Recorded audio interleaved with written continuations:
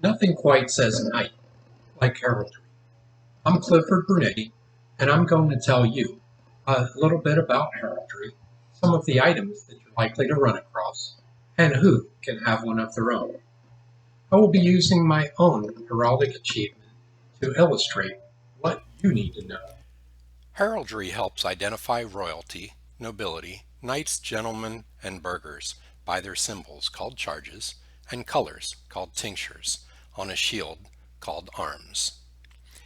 Arms in a flag can take various forms, but when shown in a square as this banner flag, the charges and tinctures completely cover the flag. It is the personal flag of the armiger, the one who bears arms. Tournaments, especially jousting, saw the colors and symbols in all their glory, and even added another symbol to sit atop of the highest point on the helm for all to see, the crest. The crest is typically used in signet rings to press into wax instead of or in conjunction with a signature.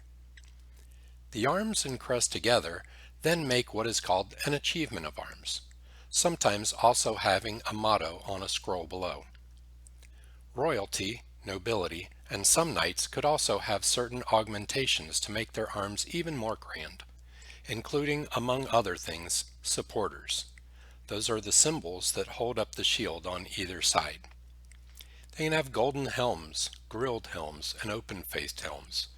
These are all still restricted in use. Royalty, nobility, and knights might all have the following and therefore need a symbol for those followers to identify with their leader. So paraheraldic badges came into being. A paraheraldic badge are used anytime it's inappropriate to use the full achievement of arms, the arms alone, or the crest, as those specific items were like a signature of the armiger himself. So badges were used by his immediate non-armigerous family. Badges were used on personal items like coaches, and they were used for the knight's army, followers, or a staff. A badge banner was used for the knight's army or as a guidon flag. When the armiger wanted a rally flag to bring about all his troops, he would use a standard flag, which is a very large flag over 10 foot long, that had at the hoist, the part that attaches to the flagpole, his arms, then his crest, badge, and motto along the fly, the part away from the pole. His troops would recognize the arms of their leader and his crest and their own symbol, the badge, and know where they had to gather near for orders. So now that you know some of the parts of heraldic devices, how do you get one? There are actually many ways to have arms. Among others, you may achieve arms by confirmation. That is, your family's always had them, and the arms then can be certified by heraldic authority since it seems likely that your family is actually armigerous. There is also a right to arms by descent once you, your father, grandfather, or great-father is armigerous. It is passed down from father to son. No need for a confirmation. However, you would need to have genealogical information just to prove that that continuous line. You can achieve arms by matriculation. Here, your arms are officially recorded with differences from a heraldic clan chief's arms in Scotland. You may also be able to achieve arms by grant.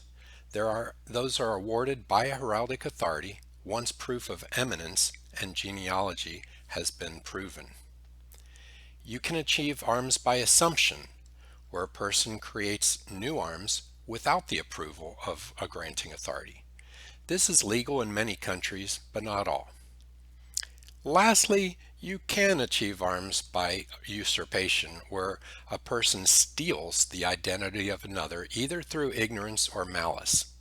Heraldic bucket shops sell arms that belong to individuals who may share a surname but are unrelated.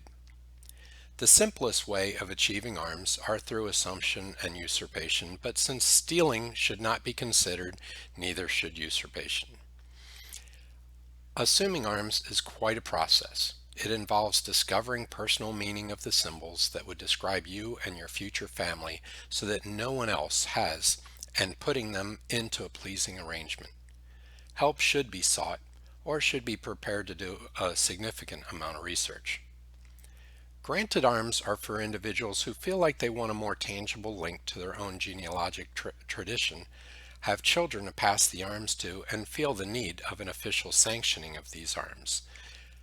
The granting authority also has certain criteria of their own that you must meet. It can, however, be costly. I hope you enjoy this topic. Look forward to other knightly related topics in the face group Friends of the Fraternal Order of the Golden Owl. I look forward to seeing you there.